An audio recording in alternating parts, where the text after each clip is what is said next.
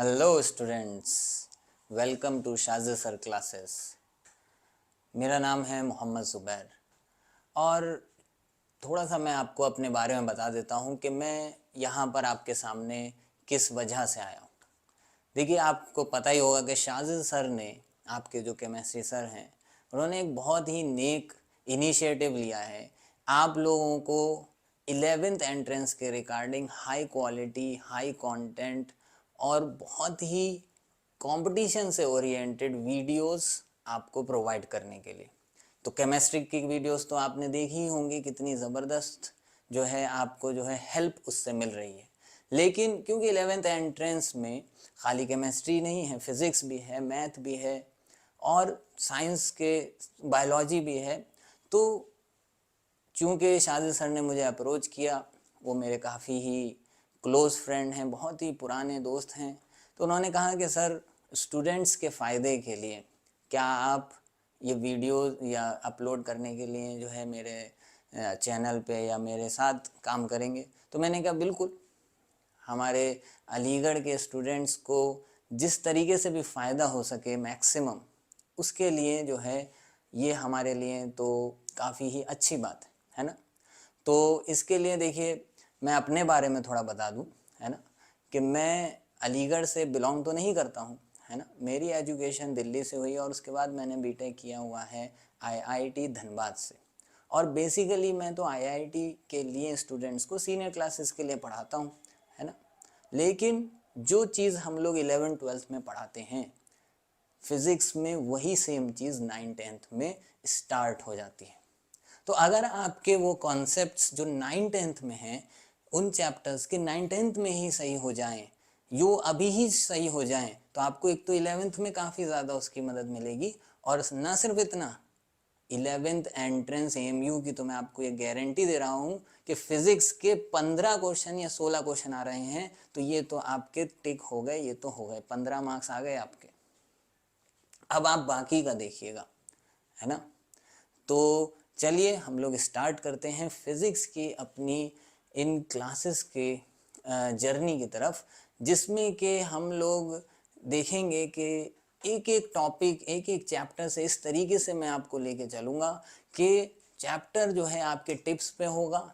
फॉर्मूले आपको लगेंगे कि इसमें तो है ही नहीं कुछ ज़्यादा फॉर्मूले, और कौन से कितने क्वेश्चन बन सकते हैं, किस तरीके के क्वेश्चन बन सकते हैं, अगर कुछ बदलेगा तो वो वैल्यू बदलेगी। लैंग्वेज तक के बारे में मैं आपको बता दूंगा कि इस टाइप के क्वेश्चन में इस तरीके की लैंग्वेजेस आ सकती हैं। ठीक है, तो तैयार हैं आप लोग, और बहुत ही मज़ा आने वाला। तो हम लोग स्टार्ट करने वाले हैं पहला चैप्टर, जिसका नाम है मोशन। और इस चैप्टर के साथ आप भी अपना मोशन शुरू कर दीजिए, आप भी अपना जर्नी शुरू कर दीजिए। किसकी तरफ? अपने गोल की तरफ। जो पहला गोल है वो है हमारा 11th एंट्रेंस। ये लेकिन हमारा अल्टीमेट गोल नहीं है, लेकिन ये पहला गोल है और ये हम ज़रूर पा के रहेंगे। तो मोशन चैप्टर है, ठीक है। तो मोशन चैप्टर किस बारे में बात करने वाला है यहाँ पे? अब हरकत। तो मोशन की डेफिनीशन, डेफिनीशन क्या करती है? डेफिनीशन किसी भी वर्ड का, हम लोगों को बहुत बोरिंग लगती है डेफिनीशन, लेकिन बेटा बोरिंग तब लगती है जब हम उसको याद करने की कोशिश करते हैं, क्योंकि हमें लगता है उसको हमें याद करना है, उसको हमें रटना है। लेकिन ऐसा नहीं है, वो कुछ बता रही है, उसके बारे में कुछ समझा रही है। तो उस डेफिनीशन को बजाय इसके आज से हम लोग याद करने की नियत से देखें, बल्कि हम उसको इस नियत से देखें कि आखिर ये इस वर्ड के बारे में ये साइंस क्या कह रही है ना। तो मोशन की डेफिनेशन यही कह रही है कि भाई व्हेन एन ऑब्जेक्ट, तो सभी लोग लिख भी लीजिए साथ साथ, जब आप लिखेंगे तो आपको वो याद भी होता जाएगा साथ ही साथ। When an object changes its position, changes its position with respect to, with respect to. अब ये देखिए, यहाँ पे फिजिक्स में ये बहुत ज़्यादा रेस्पेक्ट का वर्ड बहुत यूज़ होता है। देखिए वो रेस्पेक्ट बहुत दे रहे हैं ऐसा नहीं है कि वो किसी को रेस्पेक्ट दे रहे हैं, असल में ये रेस्पेक्ट का वर्ड जो यहाँ पे यूज़ होता है वो होता है कंपैरिजन के लिए। अब आप कहेंगे यार रेस्पेक्ट का मतलब कंपैरिजन कहाँ होता है? अब यही है, थोड़ा सा साइंस के साथ प्रॉब्लम है, लेकिन जैसा देश वैसा वेश, हम इस चीज़ के लिए एडजस्ट कर लेंगे, है ना। तो with respect to its surrounding, देखिए साइंस भी ये कह रही है कि आपको ऑल इंडिया के टॉपर से या किसी बहुत लंबे चौड़े कोई आइंस्टाइन से कंपटीशन नहीं करना है, आपको तो अपने आसपास के, बस अपने आसपास जो स्थिति आसपास के बच्चों से ही थोड़ा सा आगे बढ़ने की कोशिश करनी है ना, तो आप मोशन में हो जाएंगे। ठीक है, तो भाई यहाँ पर हमारे डेफिनेशन कह रही है कि आप पोजीशन चेंज होगी तो मोशन में होगा। ठीक है, यहाँ एक वर्ड आ रहा है इस डेफिनेशन में, बाकी सारे तो वर्ड कॉमन इंग्लिश के हैं। एक वर्ड यहाँ आ रहा है पोजीशन। क्या आखिर ये पोजीशन क्या चीज होती है भाई, ये कुछ लग रहा है साइंस का वर्ड है। तो फिर जो भी चीज साइंस की है तो उसकी साइंस के हिसाब से क्या डेफिनेशन है। आम जिंदगी में बोले तो पोजीशन का मतलब हो गया किसी की लोकेशन, है ना। आप जैसे यूज करते हैं ना जीपीएस, ग्लोबल पोजीशनिंग सिस्टम, है ना, उसमें क्या वर्ड आ रहा है, पोजीशन वर्ड आ रहा है। लेकिन वो बताता क्या है, वो बताता है किसी चीज की लोकेशन। तो पोजीशन जो है it represents the location of an object, किसी भी चीज की लोकेशन, आखिर वो है कहाँ। अच्छा, तो जो पोजीशन होती है बेटा, पोजीशन जो होती है वो किसी भी ऑब्जेक्ट की लोकेशन को डिनोट तो करती है, मगर इसमें फिर वही रेस्पेक्ट आ गई, विद रेस्पेक्ट, यहाँ रेस्पेक्ट बहुत चलेगी फिजिक्स में जरा, with respect to a reference point. Reference point मतलब भाई कहाँ से बता रहे हो, कहाँ से, रेफरेंस पॉइंट। तो आप ये ध्यान रखिएगा बेटा, किसी भी चीज की पोजीशन बिना रेफरेंस पॉइंट के बताने का कोई मतलब नहीं। जैसे तो ये आप लोगों ने, मुझे उम्मीद है, लिख ली होगी डेफिनेशन। तो पोजीशन किसी भी चीज की लोकेशन है, किसी भी चीज की जगह, अगर मैं हिंदी में बोलूं तो जगह को बता रहा है। वो जगह उसकी जब बदलेगी तो हम कहेंगे वो मोशन में है, जगह बदल रही है किसी के रेस्पेक्ट में। यहाँ तक सबको क्लियर है। तो आगे बढ़ते हैं। अब बात आती है कि सर ठीक है, आपने ये बता दिया और ये बहुत ही सिंपल सी बात हमें समझ में आ गई कि मोशन का मतलब है पोजीशन का बदलना। तो आपने कह दिया भाई किसी चीज की पोजीशन चेंज हो रही है तो वो मोशन कर रहा है। अरे भाई पोजीशन चेंज हुई, ठीक है, मोशन हो गया, लेकिन हम ये कैसे जाने कितना, क्योंकि उसी के बाद तो बात आगे बढ़ेगी। तो इसके लिए दो शब्द बनाए गए हैं, ध्यान दीजिएगा, दो शब्द। अब हम इस पे भी बात करेंगे जो कहीं बात होती नहीं है, सब लोग ऐसे आगे से निकल जाते हैं पढ़ा के ऊपर से ही, लेकिन हम इस पे भी बात करेंगे कि आखिर दो दो शब्द की क्या जरूरत पड़ गई, दो दो टर्म्स की क्या जरूरत पड़ गई सिंपल एक मोशन को मेजर करने के लिए। तो आप सबने अगर इसको नोट कर लिया होगा तो हम आगे बढ़ते हैं, आगे बढ़ते हैं और ये समझते हैं कि आखिर ये जो मोशन है इसको मेजर करने के लिए हमारे पास कितने टर्म्स हैं, कितने तरीके हैं। तो देखिए हमने कहा कि मोशन को अगर हम इस मेजर करना चाहें तो आपने सुना होगा दो टर्म्स। तो ध्यान दीजिएगा, सुना तो आपने बहुत होगा, बचपन से ही सुनते आ रहे होंगे, लेकिन मैं आपको थोड़ा सा इसका एक इंटरेस्टिंग एंगल भी देंगे, है ना। जब तक इंटरेस्टिंग एंगल नहीं बनेगा तब तक पढ़ाई में मज़ा नहीं आएगा। डिस्टेंस एंड डिस्प्लेसमेंट है तो बहुत सुनने में बच्चों वाली चीज़, लेकिन ये बच्चों वाली चीज़ अगर वाकई में सिर्फ बच्चों वाली होती तो इसको 11 12 हर जगह तक पढ़ाते नहीं रहते। इसके अंदर गहराई है, और उस गहराई को अगर हमने समझ लिया तो ये समझिए कि भाई सारी चीज़ें जो है क्लियर होती चली जाएंगी, और आप 11th एंट्रेंस की फिक्र कर रहे हैं, आप तो 11th के लिए तैयार हो जाएंगे। तो ज़रा देखते हैं डिस्टेंस। अब ये डिस्टेंस की डेफिनीशन क्या है, पहले मैं आपके सामने क्या करूँगा कि जो डेफिनीशन बुक की है वो मैं आपके सामने लिख दूंगा, ठीक है। लेकिन फिर हम उसको ज़रा एक क्रिटिकल एंगल सोचेंगे कि भाई आम जिंदगी में इसका क्या मतलब बन रहा है। तो डिस्टेंस की ज़रा डेफिनेशन हम लोग बात कर लेते हैं। तो डिस्टेंस का मतलब हम सभी जानते हैं कि the length of the total path covered by a body। सही है भाई, है ना, यही हम बचपन से सीखते हुए आ रहे हैं। सही बात है, ये है भी डेफिनेशन। अब ज़रा बात करते हैं कि डिस्प्लेसमेंट की क्या डेफिनेशन है। तो डिस्प्लेसमेंट की डेफिनेशन देखते हैं, आखिर डिस्प्लेसमेंट क्या है। तो डिस्प्लेसमेंट हम सब जानते हैं, इट इज़ द, ये हमने पढ़ा है, shortest distance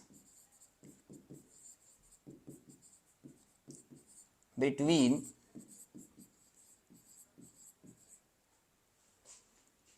initial and final position.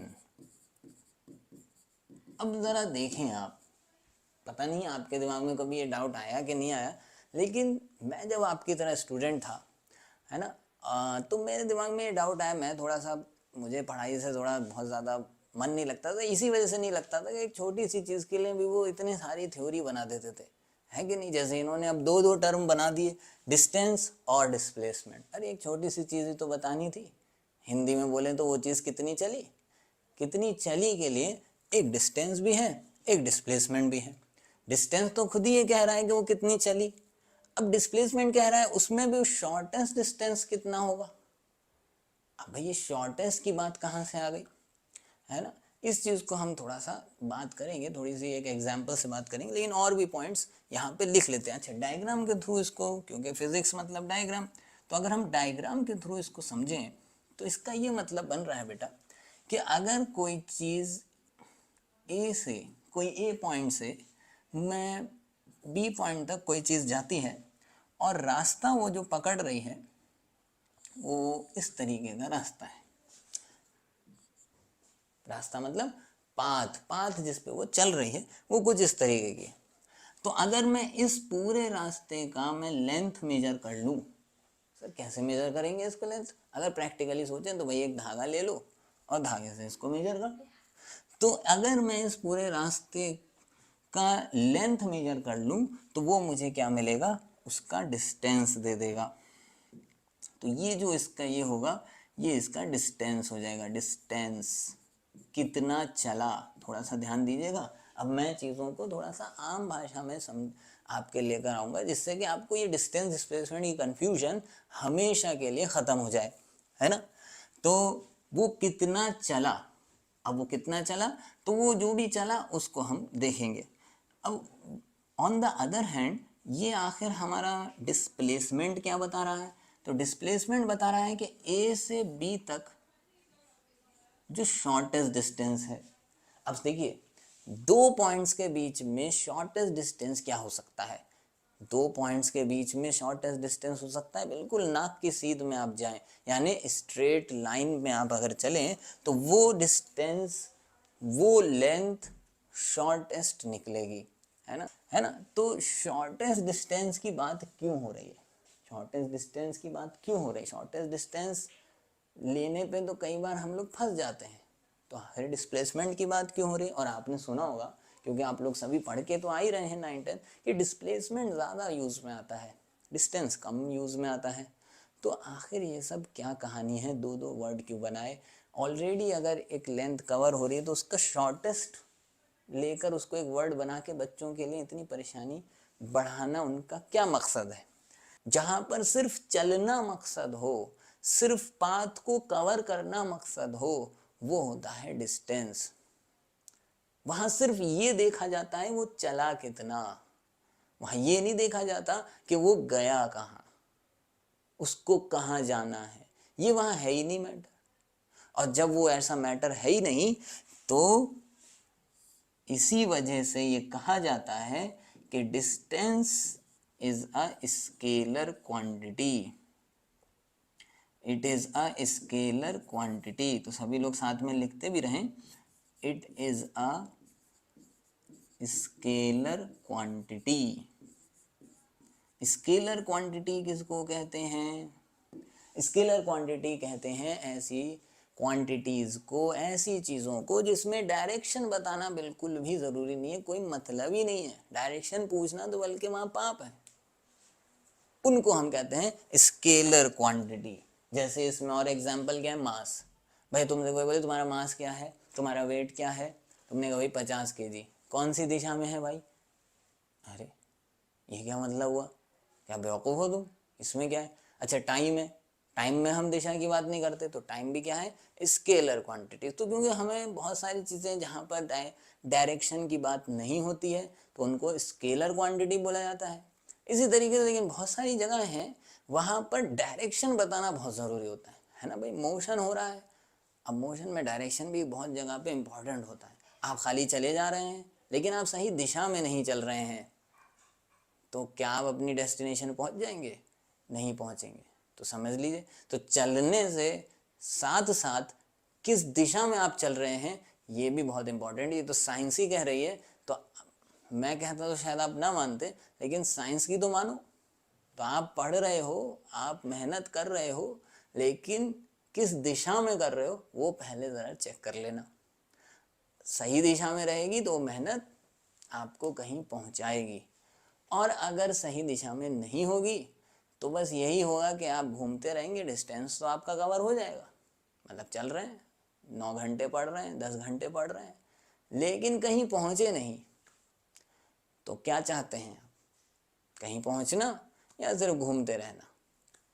तो बिल्कुल वैसा ही डिस्टेंस और डिस्प्लेसमेंट का फर्क है। यहाँ पे सिर्फ चलने से मकसद है, चलते रहो।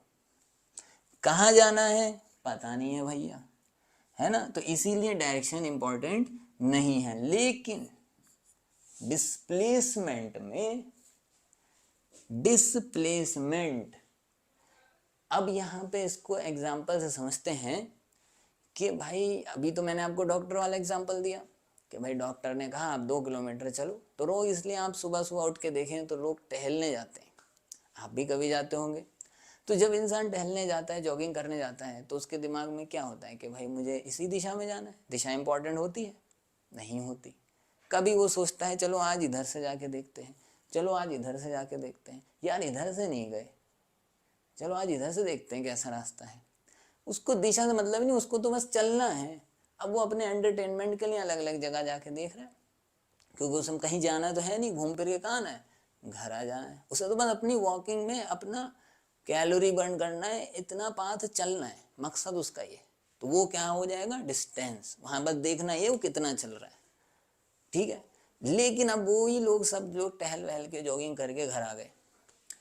अब सब लोग तैयार वैयार होकर नाश्ता नाश्ता करके सब अपने काम पे जा रहे हैं। कोई स्टूडेंट है वो अपने कॉलेज जा रहा है, कोई आपके फादर हैं वो अपने ऑफिस जा रहे हैं, कोई कहीं जा रहा है, कोई कहीं जा रहा है।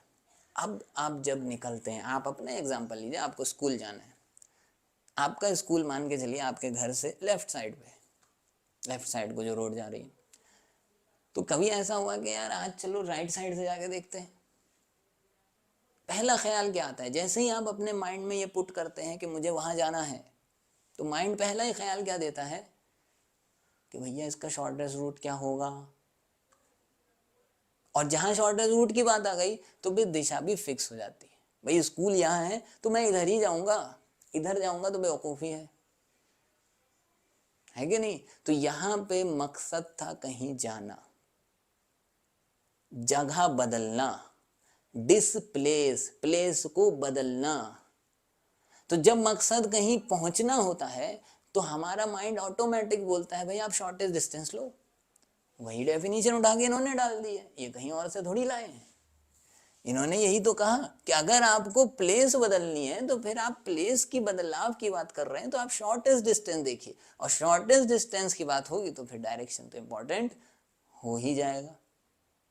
अब जहां डायरेक्शन इंपॉर्टेंट हो गया तो ये बन जाती है वेक्टर क्वांटिटी। वेक्टर क्वांटिटी किसको कहते हैं सर?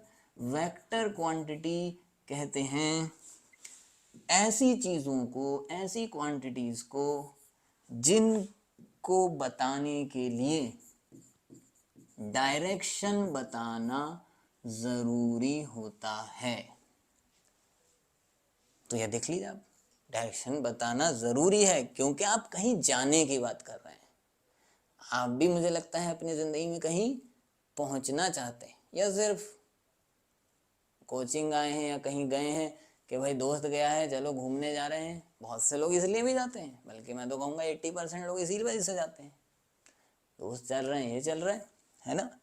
तो हम अगर कहीं पहुंचना चाहते हैं, अब आप खुद ही बताइए कि एज अ फिजिक्स स्टूडेंट हमारे लिए ज़्यादा इंपॉर्टेंट क्या होगा, कहीं पहुंचना या खाली वहीं बैठे बैठे टाइम पास घूमते रहना। ऑब्वियस सी बात है, फिजिक्स को ज़्यादा मतलब है भाई इंसान को कहीं पहुंचाना है, चांद पे पहुंचाना है, इंडिया से अमेरिका पहुंचाना है, मतलब कहीं पहुंचाना ज़्यादा इंपॉर्टेंट है। और जैसे ही आप कहीं पहुंचना चाहेंगे शॉर्टेस्ट रूट आ ही जाएगा दिमाग में, और जहाँ शॉर्टेस्ट रूट आएगा तो फिर आप बोलोगे भाई किस दिशा में जाना है। तो इसीलिए डिस्प्लेसमेंट वेक्टर क्वांटिटी है। अच्छा, यहीं पर तो सभी लोगों ने इस चीज़ को अगर नोट कर लिया होगा तो थोड़ा सा अब हम आगे बढ़ते हैं। तो ये इसका एक थोड़ा सा डेफिनेशन है। अच्छा, यहाँ पर हम थोड़ी बातें और कर लेंगे। यहाँ पे इसी के डिफरेंसेस भी चल रहे हैं। इसी डिफरेंसेस में अगर हम आगे बढ़ें तो और पॉइंट्स क्या हैं, देखिए आप कंटिन्यू करिएगा डिस्टेंस डिस्प्लेसमेंट।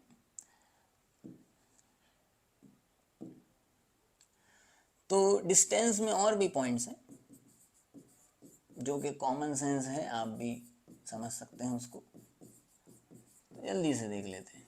तो अब आपके बात समझ में आ रही होगी कि ये डिस्टेंस डिस्प्लेसमेंट का झगड़ा आखिर था क्या, क्यों डिस्टेंस भी देख रहे हैं उसके बाद शॉर्टेस्ट डिस्टेंस भी देख रहे हैं। शॉर्टेस्ट डिस्टेंस जो है वो कहीं पहुंचने की बात होती है, चला कितना वो डिस्टेंस है, चला कितना वो डिस्टेंस है। डिस्टेंस मतलब चला कितना, डिस्प्लेसमेंट मतलब गया कहाँ, डिस्प्लेसमेंट मतलब प्लेस का बदलना, गया कहाँ, डिस्टेंस मतलब चला कितना।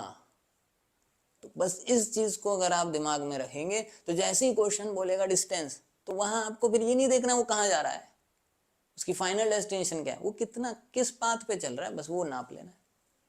जैसे ही उसने कहा डिस्प्लेसमेंट तो उसकी पाथ इंपॉर्टेंट नहीं है, फिर वो फाइनली गया कहाँ भाई, फाइनली क्या हुआ आपका। दुनिया भी क्या देखती है, डिस्प्लेसमेंट। फाइनली आपका रिजल्ट देखेगी, आप कितने घंटे पढ़ रहे हैं कोई नहीं पूछेगा, है कि नहीं। तो बस डिस्प्लेसमेंट ज़्यादा आता है क्वेश्चन में इसी वजह से। तो बहरहाल इसमें और क्या है, इसके एग्जाम्पल डिफरेंसेस हैं।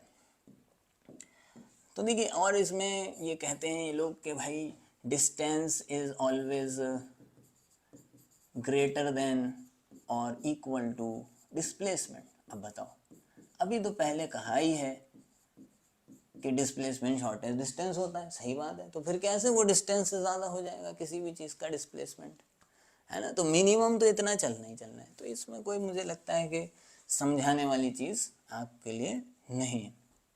अब ये बातें हम लोग अपने दिमाग में रखते हुए अब बात करते हैं, थोड़ा सा ये मैं ओवरव्यू दे रहा था कि भाई डिस्टेंस डिस्प्लेसमेंट में अब क्वेश्चन क्या पूछेगा। क्वेश्चन तो ये पूछेगा कि भाई डिस्टेंस क्या है, डिस्प्लेसमेंट क्या है। तो मैं आपको क्वेश्चन के अब मैं आपको बताता हूँ कि फॉर्म क्या आने वाले हैं। बहुत ज़्यादा फॉर्म नहीं है इसमें, दो ही फॉर्म है। आपको क्वेश्चन में जहाँ उसने पूछा डिस्टेंस और डिस्प्लेसमेंट, आपके सामने मैं आपको बता देता हूँ कि दो तरीके की फॉर्म आ सकती है, और एक फॉर्म जो ज़्यादा परेशान करती है वही मैं पहले आपको दिखा देता हूँ, ठीक है। तो ये डिस्टेंस डिस्प्लेसमेंट का डिफरेंस है, ठीक है। तो आगे बढ़ते हुए हम लोग देखते हैं टाइप्स ऑफ क्वेश्चन की बात कर लेते हैं। जो मैंने आपको बताया ही था, मैंने आपको कहा था कि मैं आपको टाइप ऑफ क्वेश्चन बता दूंगा कि भाई इस टॉपिक से ये टाइप ऑफ क्वेश्चन आते हैं। अब डिस्टेंस डिस्प्लेसमेंट में दो ही टाइप ऑफ क्वेश्चन है बेसिकली। तो आप देखिए, आपको क्वेश्चन जो है, तो हम लोग हेडिंग भी डाल देते हैं टाइप्स ऑफ क्वेश्चन।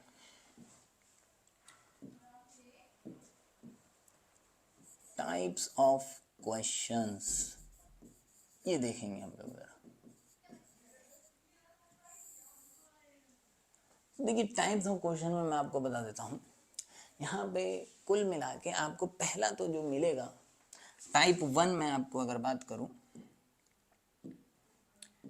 तो टाइप 1 की बात कर लेते हैं। तो बेटा ध्यान दीजिएगा, अब आपको अपने दिमाग में क्या करना है मैं आपको बताता हूँ, पढ़ने का तरीका, है ना, IITian स्टाइल। तो देखिए, आपको करना ये है कि अब आप अपने दिमाग में एक फोल्डर बनाइए।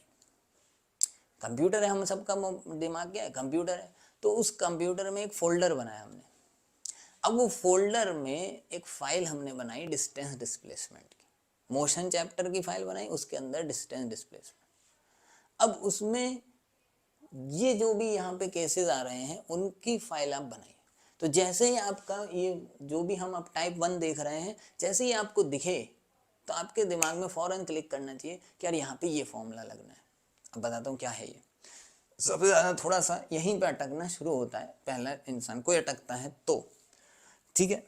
तो होता क्या है, यहाँ पर सर्कुलर पाथ की बात कर देते हैं। सर्कुलर पाथ, जहां वो सर्कुलर पाथ की बात की तो हमारे लिए थोड़ा सा, बच्चों के लिए क्या हो जाता है, तो हमारे को दिक्कत थोड़ी सी फील होती है। उन्होंने क्या कर देते हैं, सर्कुलर पाथ। अब सर्कुलर पाथ अगर उन्होंने दे दी है बेटा, जैसे ही वो आपको सर्कुलर पाथ की बात कर रहे हैं तो बस आपको क्या करना है,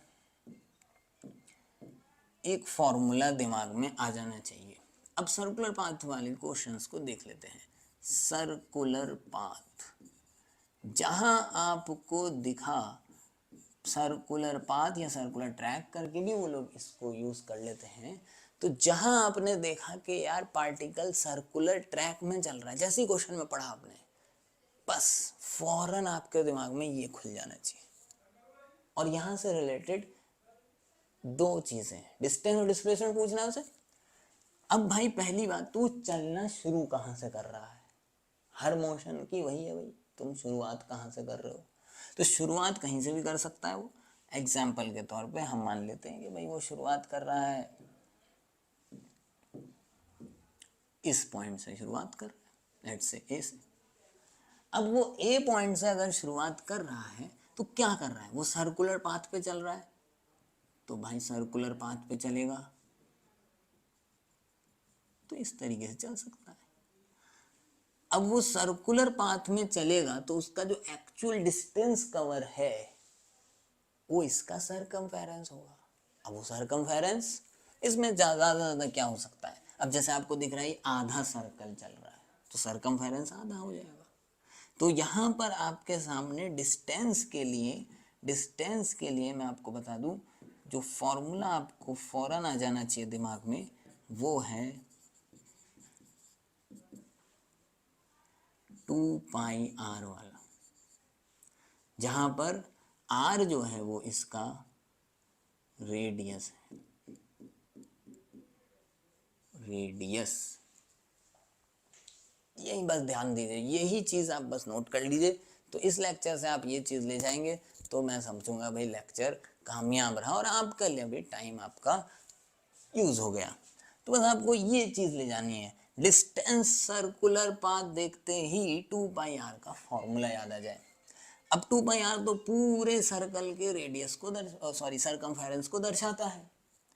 तो क्या करें भाई, तो डिस्टेंस के लिए अब आप इसको डिवाइड करोगे किसी एक नंबर से, डिपेंडिंग ऑन कि n से मल्टीप्लाई कर दोगे। बहुत ही ध्यान दीजिएगा, n से मल्टीप्लाई कर दोगे। यहां पर n क्या है, n की वैल्यू जो है वो हो जाएगी 1/4। कब, जब वो क्वार्टर सर्कल चलता है। क्वार्टर सर्कल, एक चौथाई से मल्टीप्लाई कर दो, आपका डिस्टेंस आ गया। अगर वो कहते हैं क्वार्टर सर्कल, क्वार्टर सर्कल का मतलब 90 डिग्री एंगल कवर करता है। n की वैल्यू 1/2 हो जाएगी अगर वो सेमी सर्कल का वर्ड यूज कर रहे हैं, यानी 2πr तो पूरा है ये डिस्टेंस, उसको डिवाइड बाय 2 से कर दो। सेमी सर्कल की अगर बात की उन्होंने तो n की वैल्यू 1/2 जाएगी, मतलब टोटल को आधा कर दो, सेमी मतलब आधा, आ गया आपका। अगर एंगल की बात करें तो 180 डिग्री में बात कर सकते हैं एंगल में। और क्या कर सकते हैं, ज्यादा खुराफात करेंगे तो 3/4 के, वो उन्हें मालूम है बच्चा इसमें थोड़ा परेशान हो जाता है, तो उन्होंने कहा भाई 3/4 तो 3/4 से मल्टीप्लाई कर देना है भाई, टोटल का 3/4 कर देना है, 3/4 कर देना है, ये हो जाएगा डिस्टेंस। अगर वो ऐसे करके यहाँ तक जाता है ना, इसमें इसको हम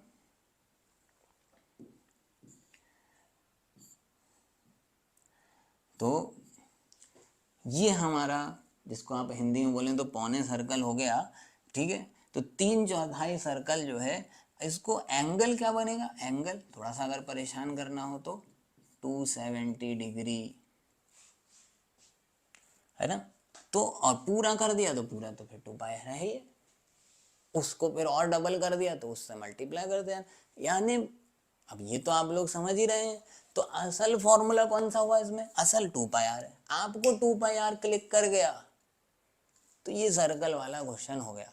और अगर 2 पाई आर नहीं क्लिक किया, क्लिक की सारी बात है ये, क्योंकि फॉर्मूला 2 पाई आर का किसको नहीं मालूम, लेकिन क्या होता है वक्त पे याद नहीं आता है। वो वक्त पे याद कैसे आएगा, जब सिस्टमेटिकली हम स्टोर कर देंगे कि भाई सर्कल देखते ही 2 पाई आर, सर्कल देखते ही 2 पाई आर, सर्कल देखते ही 2 पाई आर, आ गया याद। तो आप इतने तो खैर अक्लमंद हो ही हो, आधा मतलब आधा, 3/4 मतलब 3/4, 1/4 मतलब, ठीक है। होता क्या है, ये फॉर्मूला क्लियर नहीं करता, फिर हम सोचते रहते हैं, इतना टाइम तो हमारे पास क्वेश्चन करने के लिए होता नहीं। तो डिस्टेंस की तो यही कहानी है, अगर सर्कुलर पाथ मिल गई। अब बात करते हैं डिस्प्लेसमेंट की। देखिएगा आप, इसमें सर्कुलर पाथ ही का क्वेश्चन ज़्यादा देते हैं। स्ट्रेट पाथ में तो कोई भी इंसान बिना पढ़ा लिखा भी दौड़ घटा के बता देगा। भाई स्ट्रेट पाथ में मैं बोलूँ कितना चला तो ऐसे ही बता देगा। तो आप खुद ही सोचिए, एग्जामिनर को अगर पूछना ही है डिस्टेंस डिस्प्लेसमेंट से, तो वो सर्कुलर वाले क्वेश्चन को देना पसंद करेगा। तो इस पर आपका 90% फोकस रहे। स्ट्रेट वाला तो आप खुद भी जोड़ घटा लोगे, इसके लिए कोई पढ़ाने की ज़रूरत कम पड़ेगी। आ जाती है डिस्प्लेसमेंट की बात।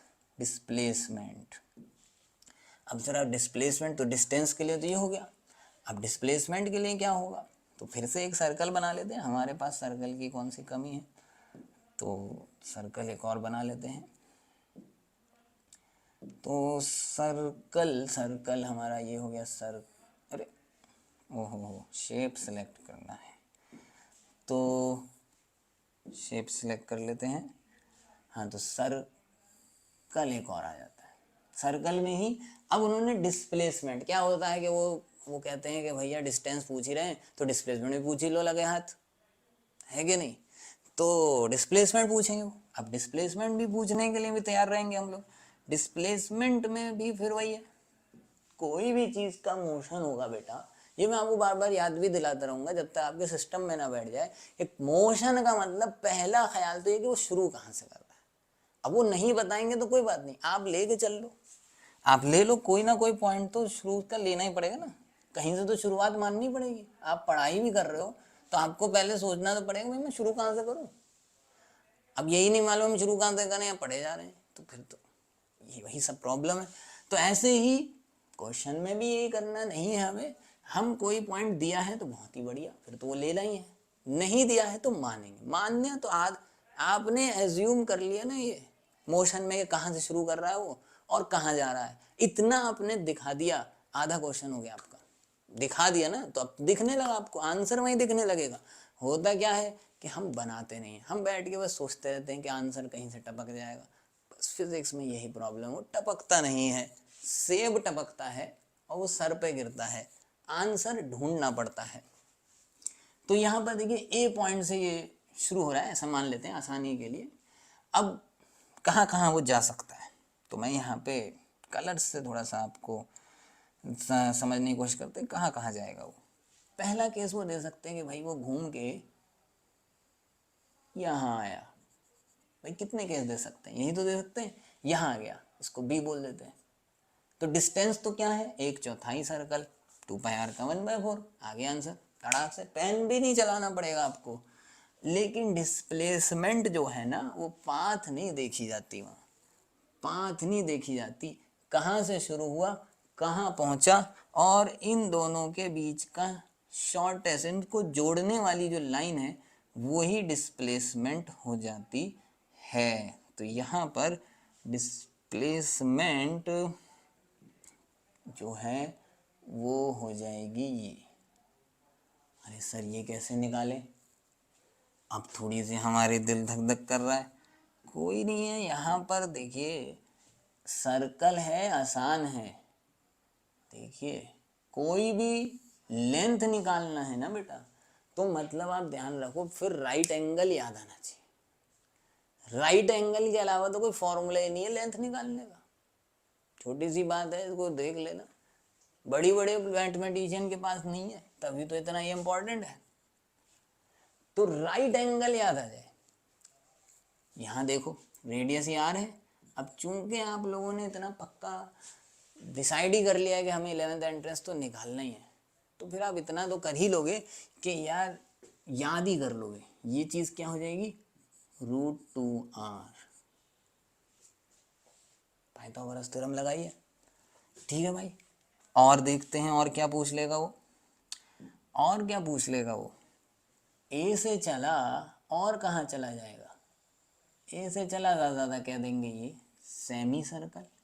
सेमी सर्कल को कई तरीके से कह सकते हैं, सेमी सर्कल कह देंगे, 180 डिग्री कह देंगे, just diametrically opposite, diametrically opposite and पे पहुंच गया, तो ये भी कह सकते हैं। तो ये तो मेरे और भी आसान हो जाएगा। अब हमारा क्या हो जाएगा, ये डिस्प्लेसमेंट की अगर हम बात करें तो डिस्प्लेसमेंट यहाँ पर हमारे लिए हो जाएगा, डॉटेड लाइन से ही शो कर देता हूँ मैं, ये आर और ये आर, तो यहाँ डिस्प्लेसमेंट क्या हो गया, 2r। अगर आपने बना दिया तो आप सॉल्व, तो आपका बाएं हाथ का खेल होगा। और क्या करेगा वो, और यहाँ घुमा के ले आएगा, तो यहाँ घुमा के लाएगा तो क्या बनेगा बेटा, तो और वो यहाँ पे मैं इसी में दिखा दे रहा हूँ, सारे केसेस आपके यहीं पूरे हो जाएंगे। बहुत सिंपल सा चीज़ है ये, 3/4।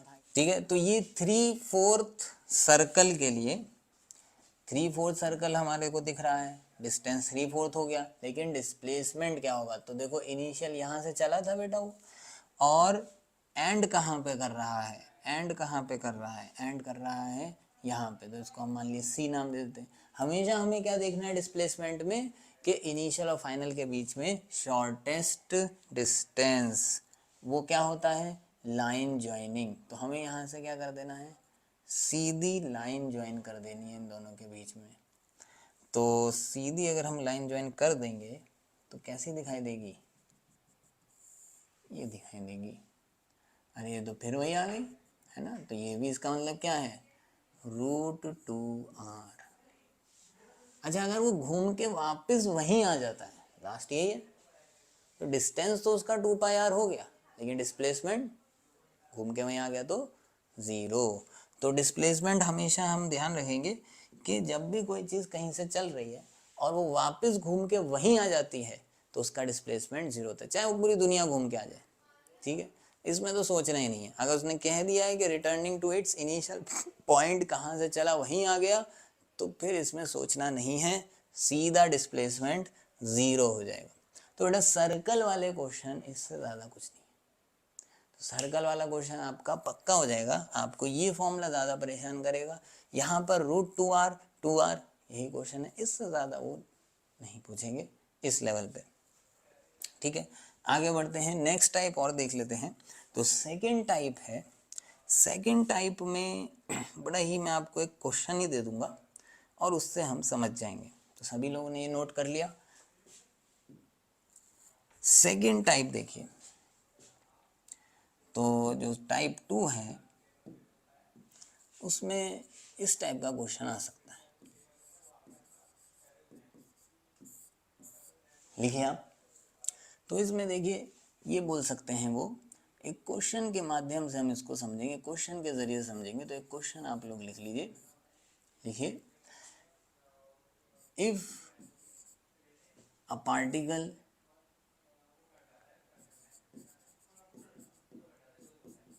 starts from x equal to 2 meter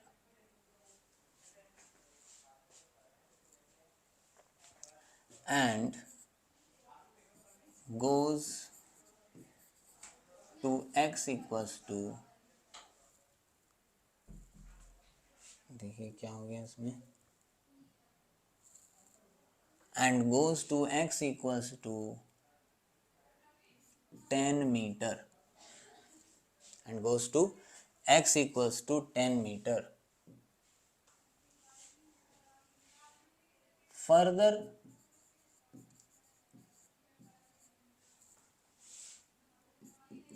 it goes to a point x equals to -6 metre. सवाल पूछ रहा है find the total distance and displacement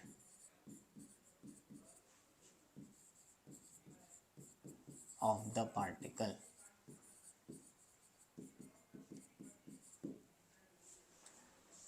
तो इस क्वेश्चन में देखिए एक स्ट्रेट लाइन में चल रहा है, ये x इक्वल्स टू जो दी रखी है ये पोजीशंस है, ठीक है। तो इसमें हम लोग किस तरीके से इसको सॉल्व करेंगे बेटा, तो यहाँ पर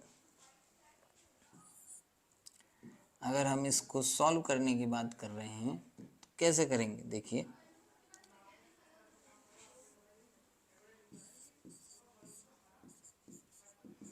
तो इसमें वही स्टार्टिंग पॉइंट है, स्टार्ट कहाँ से कर रहा है वो, x इक्वल्स टू 2 मीटर से। तो आपने x इक्वल्स टू 2 मीटर यहाँ लिख दिया, ए पॉइंट से मान लीजिए स्टार्ट कर रहा है। फिर वो जाता है, कहाँ जा रहा है, फिर वो जाता है ए से स्टार्ट किया, x इक्वल टू 10 तक जा रहा है, x इक्वल टू 10 तक जा रहा है। तो ये हमारा बी पॉइंट हो जाएगा,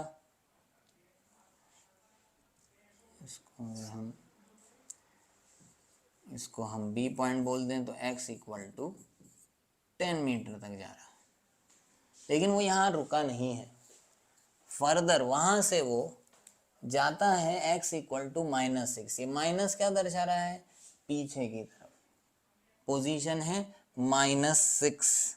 तो -6 पोजीशन कहाँ पर होगी बेटा, तो -6 पोजीशन होगी यहाँ पे कहीं, इसको c बोल देते हैं, x इक्वल टू -6। तो अब वो यहाँ से ऐसे गया, उसके बाद जो है वो लौट कर सी तक आ गया। इस टाइप का क्वेश्चन, वो ए से बी गया, बी से सी गया। ऐसे क्वेश्चन में डिस्टेंस निकालने के लिए तो उसकी एक्चुअल पाथ देखनी है। तो एक्चुअल पाथ क्या है बेटा, ए से बी गया, ए से बी कितना डिस्टेंस हो गया, वो 10 - 2, यानी ये डिस्टेंस उसका हो गया 8 मीटर। तो 8 मीटर तो उसने यहीं चल लिया ए से बी जाने में, ठीक है। फिर वो बी से वापस कहाँ आया, ए आया, तो फिर 8 मीटर चला। तो 8 और 8 कितना हो गया, 16। तो हम डिस्टेंस की अगर बात करें तो सारी पाथ की लेंथ को ऐड करना है, ठीक है। तो 8 + 8, लेकिन अभी यहाँ रुका नहीं, यहाँ और आया है फाइनली। ये कितना होगा, तो देखिए 2 और ये -6। तो ये -6 क्या दर्शा रहा है, थोड़ा सा आपको मैं क्लियर कर देता हूँ। -6 बता रहा है कि अगर 0 कोई पोजीशन है वहाँ से 6 मीटर पीछे, और x इक्वल टू 2 क्या दर्शा रहा है कि अगर कोई 0 ओरिजिन है वहाँ से 2 मीटर आगे। तो ये 2 मीटर और ये 6 मीटर, कितना हुआ ये, तो ये हो गया अगेन 8 मीटर। तो देखिए कितना आ गया आंसर,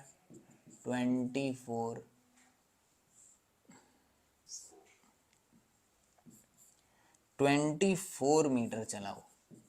कितना चला, 24 डिस्टेंस आ गया इसका। अब डिस्प्लेसमेंट के लिए थोड़ा सा ध्यान दीजिएगा, इसमें इतना दिमाग नहीं लगाना डिस्प्लेसमेंट में। डिस्प्लेसमेंट के लिए तो आपको ये फॉर्मूला ध्यान रखना है। डिस्प्लेसमेंट के लिए आपको कुछ नहीं देखना कि वो कितना चला, मैंने बताया था आपको।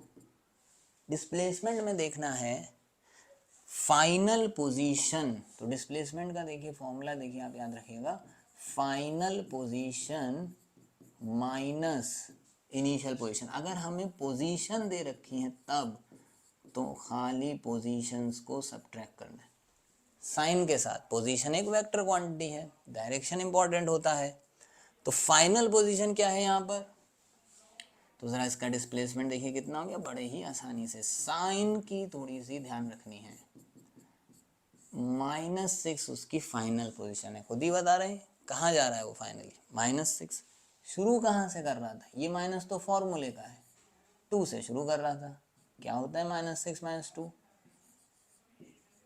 माइनस साइन क्या बता रहा है कि भाई वो माइनस दिशा में गया है, कितना, 8 मीटर, तो डिस्प्लेसमेंट -8 हो जाएगा।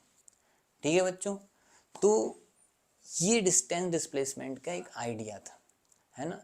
तो ये एक आइडिया था कि किस तरीके से हम लोग जो है फिजिक्स में पढ़ेंगे, हम समझेंगे भी और उसका पूरा देखेंगे कि किस तरह के क्वेश्चन आ सकते हैं। तो डिस्टेंस डिस्प्लेसमेंट से क्वेश्चन जनरली आता तो है नहीं, क्योंकि बहुत बेसिक सा टॉपिक है कि नहीं।